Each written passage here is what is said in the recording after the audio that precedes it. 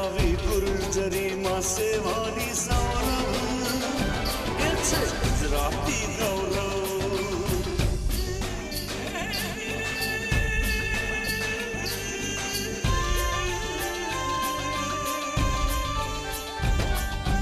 આ મહાજાતિના આ ગુજરાતીના એ છે મહામાનવ ગુજરાતી ગૌરવ.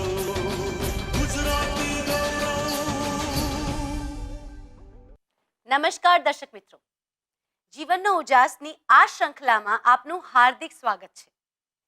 જીવનનો મૂળ સ્વભાવ અંધકાર અને ઉજાસ બંનેનો છે, પણ જીવનનો અંધકાર આપણને ડિપ્રેશનમાં અને નિમ્ન કક્ષાએ લઈ જાય છે, પણ જીવનનો ઉજાસ એ આપણને પ્રગતિ તરફ, અજવાળા તરફ અને સંસ્કાર તરફ લઈ જાય છે.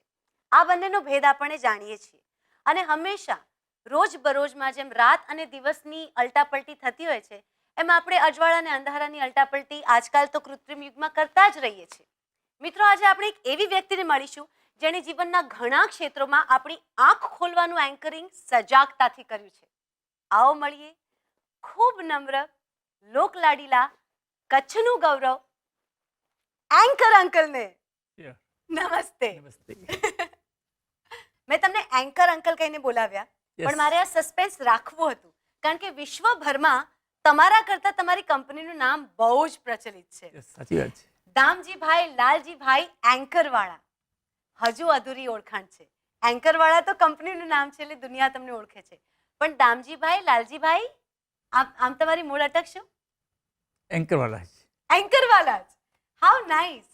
કામને વરી ચૂક્યા છે દામજીભાઈ. આ એનું એક્ઝામ્પલ છે. અંકલ, મારો સૌથી પહેલો પ્રશ્ન, તમારી ઉપસ્થિતિ અહીંયા કેવી રીતે થઈ અને તમારા મૂળ ક્યાંના છે? મૂળ અમે કચ્છના છીએ. મુંબઈ આવવાનું 6 વર્ષની ઉંમરમાં થયું હતું લગભગ, 6 વર્ષે આવ્યો હતો. અને ટાઉનમાં કંઈક બીજા વ્યવસાયમાં તમે પ્રયાસ કરી રહ્યા હતા. 6 વર્ષે ત્યારે તો પ્રયાસ ન હોય. ના, એટલે 6 વર્ષ પછી પહેલો તમારો જે બિઝનેસ હતો એ કોઈકને ત્યાં નોકરી હતી? નહીં. મારા બાપુજી હતા ભાઈખલામાં. અચ્છા. તે વખતે ધીરધારનો ધંધો ચાલતો હતો, એમાં હતા એ. અચ્છા. એ ભાગીદાર તરીકે હતા. તો પછી એમને લાગ્યું કે આ સરકારના બધા કાયદાઓ કડક આવી રહ્યા છે એટલે કંઈ ધંધો બદલવો જોઈએ. એટલે એમણે વિચાર કર્યો કોઈ દુકાન કરીએ. એટલે એમણે વલ્લી દુકાન કરી. વલ્લી દુકાન કરી અને અમે બધા ત્યાં સ્થાયી થઈ ગયા વલ્લી ઉપર. કચ્છથી બોમ્બે આવી ગયા અને વલ્લી રહેવા લાગ્યા. અને વલ્લી રહીને ત્યાં દુકાન હતી એટલે દુકાનમાં જવાનું થાય.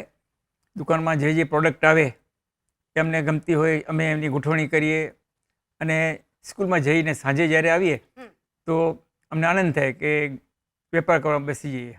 ગ્રાહકો આવે તો અમે બધા માલ કાઢીને આપીએ અને જે કંઈ આપણે લાગતું હોય અમારી દૃષ્ટિએ તે અમે કરવા બેઠા હતા, કરતા હતા. કોઈ પણ ઘરમાં ઘર બનતું હોય ને ઇલેક્ટ્રિસિટી પ્રોવાઈડ કરવામાં આવે તો એન્કરની સ્વિચ લઈ આવવામાં આવે છે. આટલી મોટી બ્રાન્ડ એક સ્વિચને બનાવવી, એક સ્વિચ, આ થોટ કેવી રીતે ઉપજ્યો તમારામાં? જનરલી આ સ્વિચ છે તે કોન્ટ્રાક્ટર અથવા ઇલેક્ટ્રિશિયનનો જ સબ્જેક્ટ છે. ઘરે ઘરે પહોંચાડવું એ તો એક જેમ એફએમસીજી હોય એ રીતના પ્રોડક્ટ થઈ ગયો અમારો. બધાને લોકોને આ નામ જાણીતું થઈ ગયું કારણ કે એને પાછળ અમે એક ક્વોલિટી બનાવી. કરેક્ટ. અને ધ્યેય રાખ્યો કે આપણે સારામાં સારી ક્વોલિટી બનાવી અને નવી વસ્તુ આપવાની. અને એમાં પણ મારે પોતાનો એક આર્ટનો શોખ, એટલે જેટલા જે પ્રોડક્ટ એન્કરના જે આવ્યા બધા મેં મારી દ્રષ્ટિએ બનાવ્યા છે. એન્કર શબ્દની શોધ કેવી રીતે થઈ?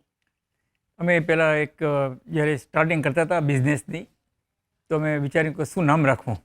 તો અમે અલગ અલગ નામ રાખ્યા. પહેલાં મેં વિક્ટર બ્રાન્ડ રાખ્યો, પણ પછી એને કંઈ રજિસ્ટ્રેશન માટે એ ફોર્મેલિટી કરવી પડી તો રજિસ્ટરમાં થયું નહીં. એટલે પછી વિચાર કરો હવે નામ બદલીને આપણે કંઈક નવું રાખીએ. એટલે દિસને લઈને બેઠા હતા બંને ભાઈઓ અમે, મારો નાનો ભાઈ અને બંને. કારણ કે આ કંપનીની અંદર અમે બધાનો યોગદાન છે, મારા ભાઈનો બી યોગદાન છે, મારા પરિવારનો યોગદાન છે. તો અમે જોઈને વિચાર કર્યો કે ખુલતા ખુલતા પેજમાં એન્કર આવી ગયું વર્ડ. એન્કર વર્ડ સારું છે, ચાલો આપણે એક્સેપ્ટ કરી લઈએ.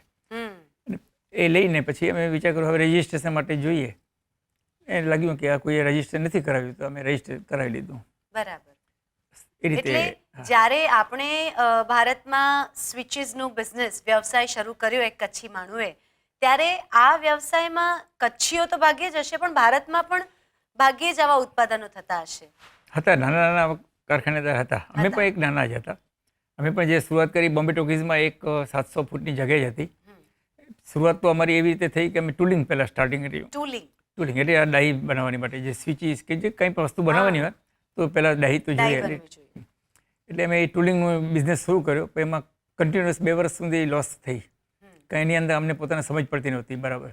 પરંતુ ફાયદો એ થયો કે મને પોતાને આવડત આવી ગઈ કે ટૂલિંગથી હું શું શું ડિઝાઇનિંગ કરી શકીશ. એટલે આ જે નવી સ્વિચો જ્યારે ઇટાલીથી અમે લઈ આવ્યા અને તે વખતે હજી કડી બ્લેક સ્વિચ ચાલતી હતી, ટોગલ સ્વિચ. અને ફર્સ્ટ ટાઈમ અમે આ લઈ આવ્યા અને અમે આ માર્કેટમાં મૂકી બનાવીને. પેલું જ અમે ISI માર્ક જે હતું તે ઇન્ડિયામાં સૌ પ્રથમ ઇલેક્ટ્રિકલમાં અમે જ લીધું. આ બિઝનેસ કેમ સિલેક્ટ કર્યો? કચ્છથી આવ્યા તો દાણાનો બિઝનેસ, ડાયમંડનો બિઝનેસ, જૈનો તો કરાણાની દુકાનો બધી બહુ આગળ પડતી સ્ટોર કરી નાખે છે. જમાનો બદલાઈ રહ્યો હતો. કરેક્ટ. મારા બાપુજીને એમ થયું કે આ જે બિઝનેસ છે આવતીકાલે આ બિઝનેસ હજી કંઈ નવું આવી રહ્યું છે, ટેકનિક આપણે ઇન્ડસ્ટ્રીઝનું ડેવલપમેન્ટ થઈ રહ્યું છે તો આપણે કોઈ પણ ઇન્ડસ્ટ્રીઝમાં જવું જોઈએ. કરેક્ટ. એટલે મારા ફાધર અને મારા અંકલે નક્કી કર્યું કે આપણે કંઈ ઇલેક્ટ્રિકલ બિઝનેસ અથવા બીજો કોઈ બિઝનેસ શરૂ કરીએ. એટલે પહેલાં ટૂલિંગનો બિઝનેસ કોઈએ બતાવ્યું. સામે એક ભાઈ રહેતા હતા બંગાળી, ને એમણે કહ્યું કે આપ ટૂલિંગ સ્ટાર્ટ કરો, બહુ સરસ છે. ઓકે, અમારી મૂડી હતી થોડી એ લગાડી દીધી. પરંતુ 2 વર્ષ કન્ટિન્યુઅસ લોસ થઈ એટલે અંકલે કહ્યું કે હવે આ તો બિઝનેસ આપણે કાઢી નાખીએ અને ફેક્ટરી આપણે બંધ કરી દઈએ. દુકાને જે છે એ બરાબર સંભાળી લઈશું, બાકી આ ઇન્ડસ્ટ્રી આપણું કામ નથી. તો મારા કાકા કહે કે નહીં, આપણે કાઢી નાખો. નહીં તે ફાધરને કીધું કે તમારે રાખવી હોય તો તમે રાખો, મારે રહેવું નથી. એટલે એ છૂટા થઈ ગયા. એટલે પછી ફાધરે કીધું, મને પૂછ્યું શું કરશું આપણે? મેં કહ્યું આપણે રાખીએ અને કંઈ એવું ઉત્પાદન કરીએ. એટલે અમે સ્વિચીસનું ઉત્પાદનની શરૂઆત કરી. તમે કેટલા વર્ષો સુધી આનું સુકાન સંભાળ્યું? મેં ઘણા વર્ષો સુધી સંભાળ્યું. અને અત્યારે કોણ કરે છે કામ? અત્યારે પછી અમને એક સારી ઓફર મળી. હિન્દુસ્તાનની અંદર ઘણા બધા લોકો તૈયાર હતા. એક ફ્રેન્ચ કંપની તૈયાર હતી, લીગ્રાન્ડ. એમને પણ અમારો પ્રોડક્ટ લેવાનો ઇન્ટરેસ્ટ લાગ્યો. પછી વિપ્રોવાળાએ એમને પણ અમને ઓફર આપી, સિમેન્ટ્સે પણ આપી. અલ્ટિમેટલી જાપાનની પેનાસોનિક કંપનીએ અમારી એ કંપની ખરીદી લીધી. અરે વાહ! અમે 2500 કરોડ રૂપિયામાં એ કંપની એમને આપી. કંપની તો વેચાઈ ગઈ. આટલી મોટી કંપની બનાવવામાં વ્યસ્ત બહુ રહ્યા, પણ આટલી સરળતા સાથે તમે પશુઓ માટે જે આટલા બધા કાર્યો કર્યા છે, કચ્છમાં તમે આટલી રાહત કાર્યો કર્યા છે, દુકાળગ્રસ્ત સમયમાં તમે 3 વર્ષ જ્યારે માણસને પાણી નહોતું મળતું એ વખતે તમે માનવ સેવાઓ કરી છે, જીવદાયીમાં તમે બહુ માનો છો, હોસ્પિટલો બંધાવી છે, ગામના ગામ વસાવવાની તૈયારીઓ કરી નાખી છે. આટલો બધો સમય ક્યાંથી મળ્યો? અમને અમારા બાપુજી એક જતા હતા, એમને એક વાત કહી ગયા કે તમે ઉદાર બનજો પણ ઉડાવ નહીં બનતા. ઉદાર બનજો, ઉડાવ નહીં બનતા. ક્યાં વાત! હા, એટલે અમે અમારા પરિવારે એ જે હમણાં જે વર્ડિંગ હતા અમે સાચવ્યા છે અને એને વળગી રહ્યા છીએ. સાથે સાથે આપણે જેમ વાત કરી કે હોસ્પિટલ માટે, પશુઓ માટે, શિક્ષણ માટે, એ બધામાં અમારું યોગદાન નાનું કે મોટું રહ્યું છે. પશુઓ માટે વાત કરું તો અમે કચ્છમાં એંકવાલા ઈસાધામ એક હમણાં લગભગ 3,500 પશુઓ અમે રાખ્યા છે. અને જ્યારે દુષ્કાળની જે પરિસ્થિતિ હતી તે વખતે 1985, 86 ને 87 એ જે દુષ્કાળો પડ્યા એવા એટલી બધી ખરાબ પરિસ્થિતિ હતી કે રાજીવ ગાંધી પણ એ વખતે ત્યાં કચ્છની મુલાકાત લઈને આવ્યા હતા, ખાસ સમાચાર સાંભળીને. અને અમારા કેટલ કંપની પણ એમણે મુલાકાત લીધી. કેન્દ્રના ઘણા બધા મંત્રીઓ આવતા હતા, ગુજરાતમાંથી તો આવતા જ હતા, એ તો સવાલ નહોતો. અને તે વખતે આપણે જે મંત્રીઓ હતા એમણે બધાએ મુલાકાત કરી છે. એ પરિસ્થિતિમાં પણ અમે નક્કી કર્યો કે નહીં, આપણે ચાલો અમારા પરિવારે નક્કી કર્યો કે આપણે આ પશુઓને બને એટલું આપણાથી જેટલી થઈ શકે એટલી સહાયતા કરવાની. એટલા માટે અમે 80 જેટલા અમે કેટલ કેમ્પ ખોલ્યા. આટલા બધા પશુઓને સાચવ્યા કેવી રીતે? એ જર્ની કેવી રહી? અમારે ત્યારે અમે 85 હતું, અમને એમ લાગતું કે 86 તો વરસાદ પડશે, એટલે 85 અમે એ સમજીને ગણતરી કરી. પણ પછી 85 વર્ષ ગયો અને 86 વર્ષનો આવ્યો, એમાં પણ દુષ્કાળ પડ્યો. ને 86 કરતાં તો 87 એટલે 3 વર્ષનો જો દુષ્કાળ હોય ને તો લોકોએ ન જોયો એવો દુષ્કાળ જોયો. અમારે કચ્છમાં તો તે વખતે કોઈ ઘાસચારો નહોતો, દુષ્કાળ હતો, એટલે કોઈ એટલે ત્યાંથી આશા રાખવાની એ હતી નહીં. અમે ગુજરાતમાં ગયા, ગુજરાતમાં પણ પૂરતો પ્રમાણમાં અમને નહોતો મળતો, નજીક એટલે પછી મધ્યપ્રદેશ અને પંજાબથી પણ અમે ઘાસચારો મગાવતા. રોજની 100 થી 125 ટ્રકો રોજ અમે પશુઓ માટે આ ઘાસચારો મોકલીએ, અને એટલી ખાલી ટ્રકો પાછી આવે. તે વખતે માણસોની વસ્તી 10 કે 12 લાખ, જે પશુઓની વસ્તી એનાથી ડબલ. ક્યાં વાત છે! એટલે નાના મોટા બધા પશુ આવી જાય. આ તો થયું મૂંગા પ્રાણીઓ માટેની સેવા. એનાથી પણ આગળ વધીએ તો તમે નર્મદા અભિયાન સાથે જોડાયા હતા, જે થોડી કંઈક ખટરાગ અને કોન્ટ્રોવર્શિયલ વસ્તુ હતી. નહીં, તે નર્મદા સમર્થન અભિયાન અમારે કરવું પડ્યું હતું. એ નર્મદા સમર્થન અભિયાનની રેલી માટેની તૈયારી અમે 1990 8 જૂને કરી. અને એ રેલી આઝાદ મેદાનથી શરૂ કરવાની અને કાળા ઘોડા પૂરી થાય મુંબઈમાં. એટલે કોન્ટ્રોવર્સી શું હતી? કોન્ટ્રોવર્સી એ હતી કે મેઘા પાટકર અને બાબા આમટે એ વિરોધ હતા કે આ સરદાર સરોવર પ્રોજેક્ટ ન થાય, અને આપણે કરાવવો હતો. કારણ કે એનું કારણ હતું કે ગુજરાત અને કચ્છ, સૌરાષ્ટ્ર એ પ્રદેશ અને એ દુષ્કાળગ્રસ્ત પ્રદેશ છે, પાણી ઓછું, પાણીની હજી પણ તકલીફો છે. આ નર્મદાથી પાઇપલાઇનથી અમે પીવાનું પાણી મળે છે, હજી પણ ખેતી માટે પાણી નથી કે ઢોળો માટે પાણી નથી. તો એ વખતે બહુ વિકટ પરિસ્થિતિ હતી. એટલા માટે અમે વિચાર કર્યો કે આ જો પ્રોજેક્ટ અટકી જશે તો આ પશુઓનું કે લોકોનું શું થશે. અને માત્ર ગુજરાતનો પ્રોજેક્ટ નહોતો, આ મધ્યપ્રદેશને પણ આમાં વીજળી મળવાની હતી, પાણી મળવાનું હતું, મહારાષ્ટ્રને વીજળી મળવાની હતી. તો પછી એ સવાલ ક્યાં હતો? એવું એ ભાવના નહોતી કે માત્ર ગુજરાત માટે હોય. આપણે તો એક ધ્યેય નક્કી કર્યો હતો કે સર્વ સામાન્ય લોકો માટે પણ આ એક લોકોને ઉપયોગી થાય આ પ્રોજેક્ટ છે, અને એ જો અટકી જાય એ આપણે ઠીક નહોતું લાગતું. શિક્ષણને આપણે હંમેશા પ્રાધાન્ય આપ્યું છે નાનપણથી, પણ એક એવો વર્ગ છે જે લગભગ હજુ સુધી એ વસ્તુ માટે સ્ટ્રગલ કરી રહ્યો છે અને સમજવા માટે. તો એન્કર ગ્રુપે શિક્ષણ ક્ષેત્રે શું શું કર્યું છે? પેલું તો સૌથી પ્રથમ મારા બાપુજી કહેતા હતા કે જો શિક્ષણ હશે તો કોઈને તમારે હેલ્પ કરવાની જરૂર નહીં પડે. કારણ કે એ જે શિક્ષણ લેશે એ તમારી પાસે માગવા નથી આવવાનો, પોતપોતાનું શોધી લેશે. કોઈ પણ વ્યવસાય એને ઊભો થઈ કરી શકશે. એક હતું. એટલે અમે મારા બાપુજી હતા ત્યારથી જ સ્કૂલોમાં, ઇવન મુંબઈમાં પણ અમે સાયન એન્કર નામથી કોલેજ શરૂ કરી. હા, તે આઈટી અને ઇલેક્ટ્રોનિક્સ સબ્જેક્ટ માટે. પછી BMS અને MMS બિઝનેસ મેનેજમેન્ટ એ પણ ચાલુ કરાવ્યો. એ સિવાય વાસીમાં એક સરસ સ્કૂલ બનાવી છે, હાઈસ્કૂલ. તે સિવાય ચીચપકલીમાં પણ અમારો કેનિયા અને એન્કર સ્કૂલ ચાલે છે. એક વિરજી લખમસિંહ નપુ સ્કૂલ છે, એની અંદર અમારો એક વિભાગ છે.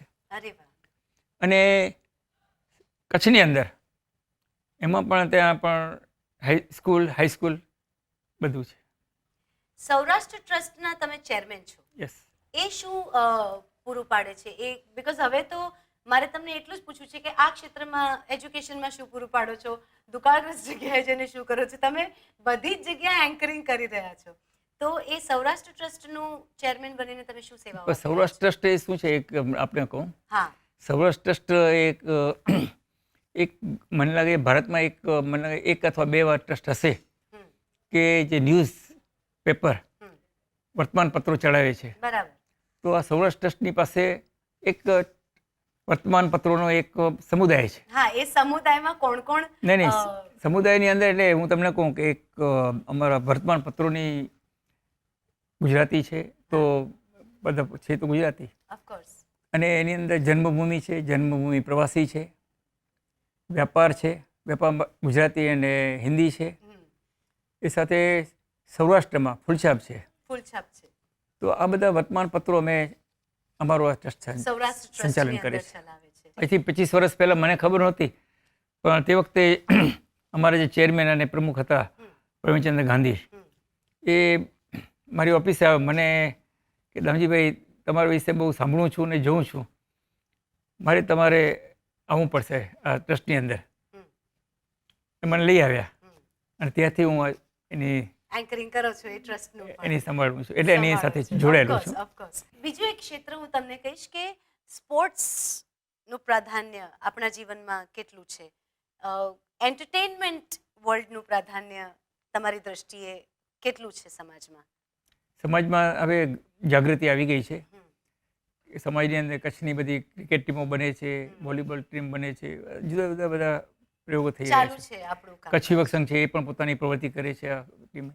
તેવી રીતે અમારા કચ્છમાં કચ્છ મિત્ર, જે મેં તમને કીધું, જે હા. એ કચ્છ મિત્રનું નામ રહી ગયું હતું સાથે. તો એ કચ્છ મિત્ર જે પેપર છે એ બહુ લીડિંગ પેપર છે કચ્છની અંદર. એક કચ્છની ડિસ્ટ્રિક્ટની અંદર જેમ અહીંયા બોમ્બેમાં ટાઈમ્સ, આપણે ઇન્ડિયામાં જેમ ટાઈમ્સ છે, ટાઈમ્સ ઓફ ઇન્ડિયા, તે કચ્છ માટે અમારો એક ટાઈમ્સ જેવો જ ફેરવો અને એની પ્રતિષ્ઠા ધરાવે છે કચ્છ મિત્ર. તેમાં તો ગુજરાતી એની ભાષા તો નહીં ગુજરાતી ભાષા તો ખરું, પણ એની અંદર કચ્છ મિત્રને એન્કરની સાથે રહીને અમે ક્રિકેટ હમણાં સ્પોન્સરશિપ ચાલી રહી છે, ટુર્નામેન્ટ ચાલી રહી છે કચ્છના લેવલ ઉપર. તો હવે દર વર્ષે આ કરીએ છીએ. એ સિવાય કચ્છ મિત્ર અને તમને કહું કે બીજી કંઈ બી પ્રવૃત્તિ કરવી હોય તો કચ્છની તે કચ્છના લેવલ ઉપર કરે છે. સાથે સાથે આજે ન્યૂઝ પ્રિન્ટની વાત આવે છે, ન્યૂઝ છાપવાની વાત આવે છે, તો કહી દઉં કે જ્યારે કચ્છ દેશ ઉપર આફત પડી છે, કરેક્ટ, ત્યારે જન્મભૂમિ જે સૌરાષ્ટ્ર ટ્રસ્ટ પેપર છે એ ટહેલ નાખે છે. કારગિલનો યુદ્ધ હોય, રેલની સંકટ હોય ક્યાં દુનિયા પણ ભારતમાં, કે ધરતીકંપ હોય, કંઈ પણ એવી પરિસ્થિતિ ઊભી થાય છે ત્યારે એક લોકો પોતા ઈચ્છા ધરાવતા હોય છે કે અમે પણ એની અંદર કંઈ પાર્ટિસિપેટ કરીએ. ત્યારે જે ટેલ નાખવામાં આવે છે ત્યારે વધારે ભંડોળ જો મળતું હોય તો આ એક ભારતના બધા ન્યૂઝપેપરની કમ્પેરિઝનમાં આ એક સૌરાષ્ટ્રના જે પેપર છે જન્મભૂમિ. કારગિલનો યુદ્ધ જ્યારે શરૂ થયું ત્યારે અમારા જે સીઓ છે કુંદનભાઈ અને ચીફ એડિટર, જે અમે તો દર વખતે બધા તમે વાંચતા હશો એમના અગ્રલેખને બધા, તો એમણે એક ટેલ નાખી, દેશભક્તિ ભંડોળ. અને આપ નહીં માનો, અમને તે વખતે 8 કરોડથી વધારે પૈસા મળ્યા. લોકો પૈસા આપવા માટે લાઈનો લગાડતા હતા. અમારી બિલ્ડિંગ, અમારી ઓફિસ જે છે, અમારી બિલ્ડિંગ છે જે જન્મભૂમિ પત્રોની, તો એટલે ફૂટપાથની ઉપર લોકો ઊભા રહેતા હતા પૈસા ભંડોળ આપવા માટે.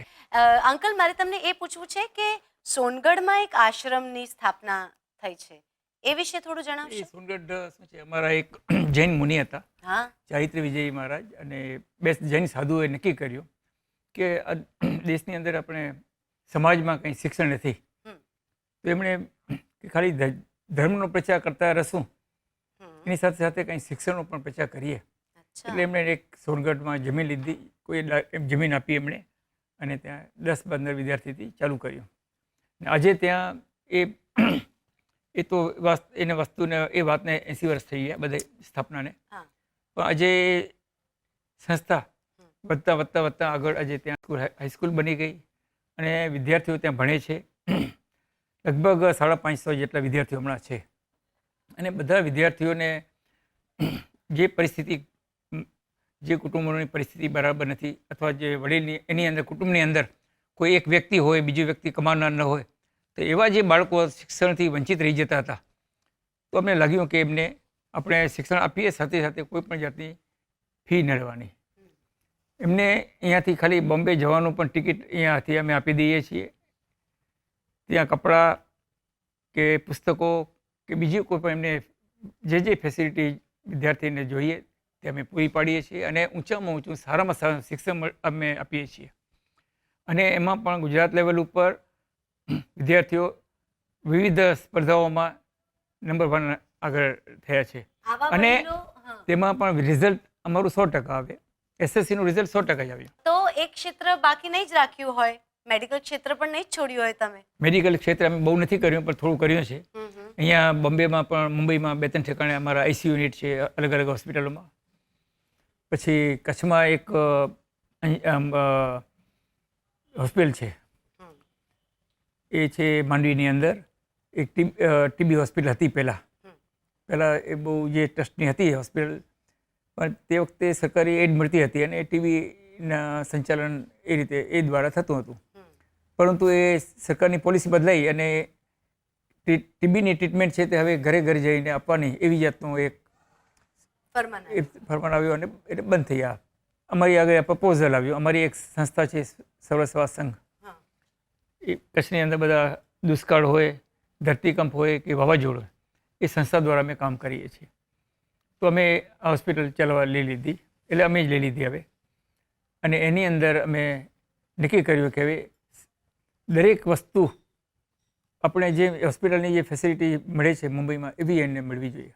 અને તે પણ શું લેવાનું આપણે ચાર્જ એ અમે નક્કી કર્યો કે માણસ જે આવશે, દર્દી આવશે તો એમને જમવાનું જો સવારનો નાસ્તો જોશે, અને જમવાનું જોશે, બપોરે નાસ્તો કે ચા જોશે કંઈક, અને સાંજે જમવાનું જોશે. એની સાથે કોઈ કેરટેકર હશે લેવા, ભાઈ હોય કે બહેન હોય, તો એને પણ જમવાનું તો જોશે જ. સાથે સાથે એને ટ્રીટમેન્ટ બી આપવી પડશે. તો એ ટ્રીટમેન્ટ પ્લસ ખાવા પીવાનું બધું મળીને રોજના 100 રૂપિયા લેવા. તમારો સંઘ મને થોડો અમારા વડાપ્રધાન શ્રી નરેન્દ્ર મોદી જે નમો છે એમના જેવું લાગે છે. આઈ મીન બહુ વર્ષોથી એમને જાણું છું, વર્ષોથી અમે એમને મળતા રહ્યા છીએ. અમારા એક બીજા એક મિત્ર છે શંકરસિંહ વાઘેલા, તે વખતે બધા સાથે હતા. આ જુનિયર હતા અને એ સિનિયર હતા.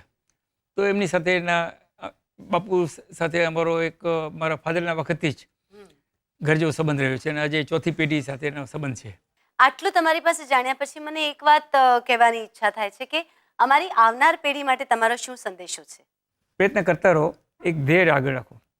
તમે હંમેશા દ્રષ્ટિ છે ઊંચી રાખો તો તમે આગળ વધશો. તમે તમારા માટે શું કરો છો? તમારી કોઈ પર્સનલ ઈચ્છાઓ જે તમે કાર્યમાં વીણી લેતા હો, આટલી સુઘડ તબિયતનું કારણ? મને ખબર નથી. 2 વખત ઓપન હાર્ટ સર્જરી કરાવવી પડી છે, 10 વખત એન્જિયોપ્લાસ્ટી કરાવ્યો છે, અહીંયા પેસમેકર બી બેસાડ્યો છે, અહીંયા રિનલ આર્ટરીમાં પણ એન્જિયોપ્લાસ્ટી કરાવી છે, પડી ગયો તો અહીંયા હિપ જોઈન્ટ્સ એ પણ રિપ્લેસ કરાવ્યું છે. હું છતાં પણ જીવું છું નોર્મલ લાઈફ. તંદુરસ્તી માટે રોજ યોગા કરું છું. અરે વાહ. અને સ્વિમિંગ કરું છું. ક્યા બાત હે.